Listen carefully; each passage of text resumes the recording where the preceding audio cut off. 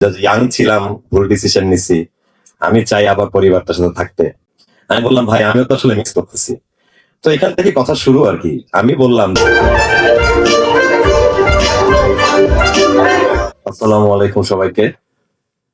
সবাইকে রোজার মাসের শুভেচ্ছা এবং আমার মনের ভেতর থেকে ভালোবাসা জানাই।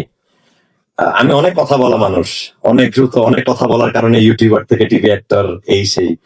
আজকে আসলে হার্টবিটটা অন্যরকম ভাবে পাম্প করতেছে।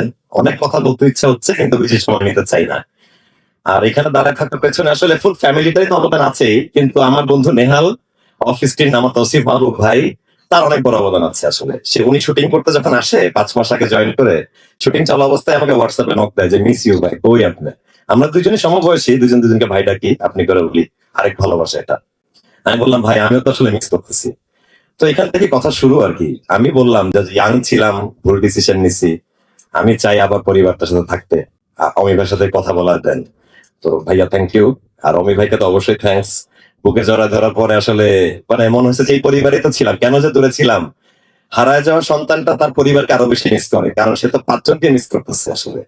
ওই জায়গাটা আমি বুকে ধারণ করে রাখছিলাম। আর যখন অভিনয় করতে আসি চ্যাপ্টার 10-এ, আমার একটা বড় মনে হয় না 5 বছর পরে আমি এই মানুষগুলোর সাথে অ্যাক্টিং করতেছি। 5 বছর অনেক বড় সময়। আমাদের চেহারা বদলে গেছে, শরীর স্বাস্থ্য বদলে গেছে, কিন্তু আসলে মনটা যদি আগের জায়গায় পড়ে থাকে, আগের জায়গায় জয়েন করার কোনো ব্যাপার না, এটা আমার বিশ্বাস। এবং আমি এই পরিবারে এসেছি চলে যাওয়ার জন্য নয়, আমি এই পরিবারে এসেছি আজীবন থেকে যাওয়ার জন্য।